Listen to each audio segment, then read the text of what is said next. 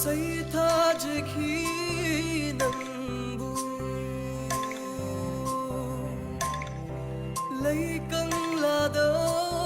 लाइजगुम अदुब लौखरे सकलोन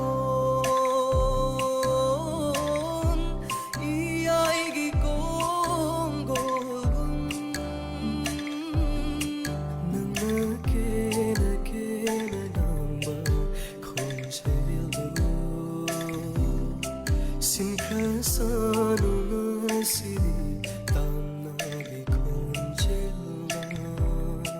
Laijagum sena chakhiba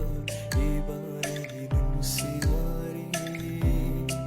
machu sankhare ngaside thodok ama